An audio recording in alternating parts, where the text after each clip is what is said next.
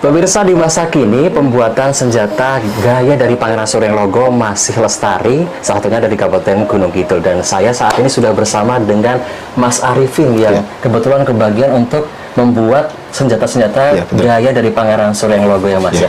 Nah ini tadi saya sudah ngobrol-ngobrol sama Mas Dharma soal senjata zaman dulu, pembuatannya seperti apa, kemudian senjata sekarang.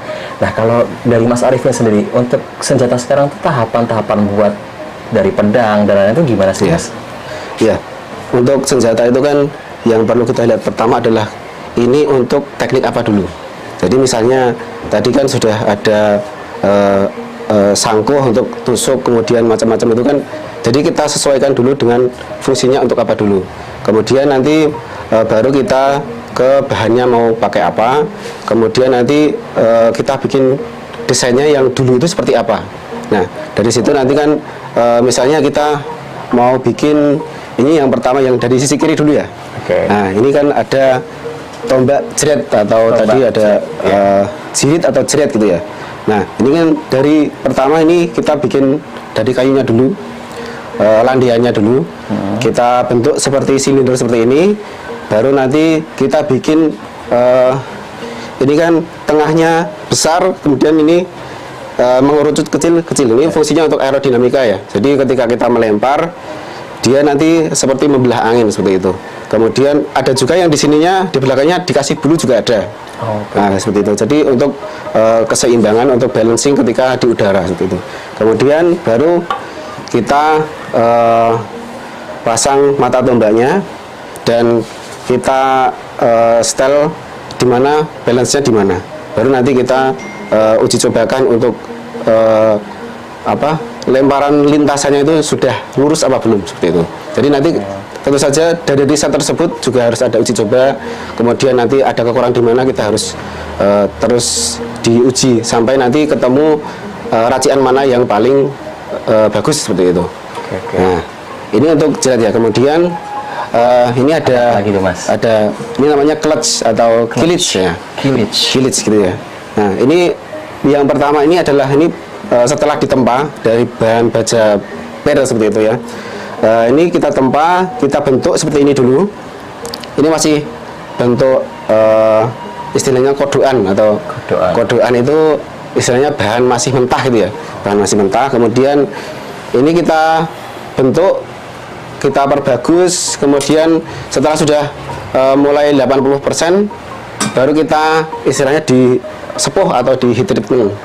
Nah ini kan sudah hitam ini setelah kita bakar sampai warna tertentu, kemudian kita celupkan ke air. Jadi dia nanti akan mengeras sesuai dengan spek dari yang kita butuhkan, mau ulet atau mau ulet dan keras itu bisa. Jadi tergantung nanti penggunaannya seperti apa. Nah lanjut ke kita mau nyetel yang ini kita pakai gat ataupun namanya ini kulap begitu. Ini untuk apa Mas? Ini untuk ini ya. Ini. Nah, ini untuk pelindung kita, pelindung tangan kita. Jadi ketika nanti mungkin kita menangkis, kemudian ini ditarik ke bawah, dia untuk melindungi tangan kita.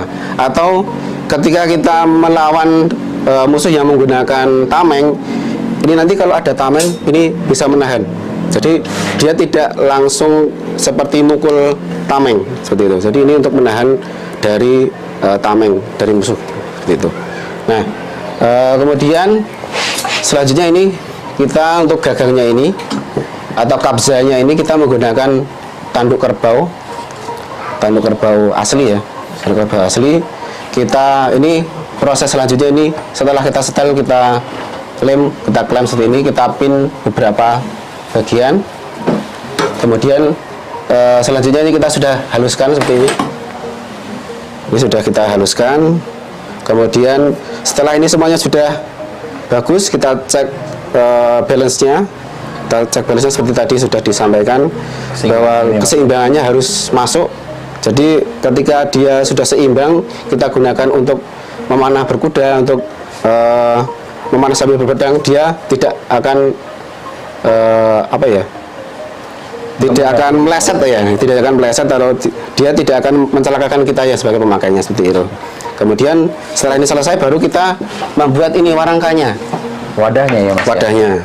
Nah, kita bikin wanangkannya. Kita setel sampai dia pas masuk, dan kalau sudah baru kita akan membuat yang namanya ini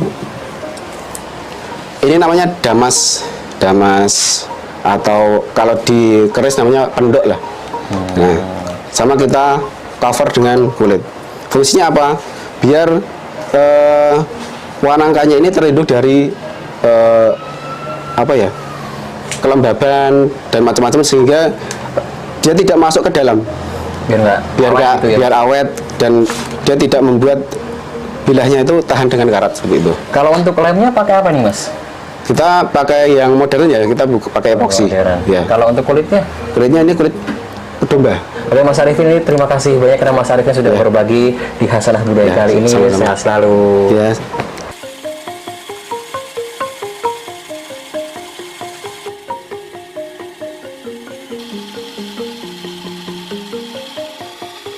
Energi atau yoni yang terkandung di dalam tosan aji dipercaya mampu menyokong Pangeran Diponegoro dan para pendereknya dalam memerangi kolonial Belanda. Bahkan mampu mengobarkan semangat tempur bala tentaranya di masa-masa sulit selama perang melawan Belanda. Senjata memang tidak hanya sebatas sarana perang semata, namun bagi orang Jawa yang saat itu sedang berjuang dengan mempertaruhkan jiwa raga membela tanah tumpah darah, sejatinya senjata merupakan representasi energi yang sanggup menyalakan semangat juang pemiliknya.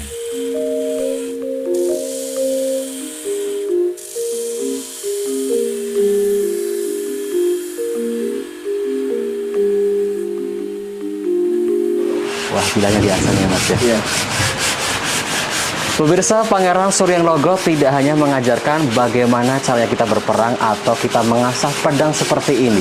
Akan tetapi, Pangeran Suryenglogo juga mengajarkan kita bagaimana cara mengendalikan diri hingga mengambil keputusan dalam berbagai situasi. Hal-hal seperti inilah yang sudah sepantasnya untuk kita teladani di masa saat ini. Akhirnya, saya Husein Negoro pamit undur diri.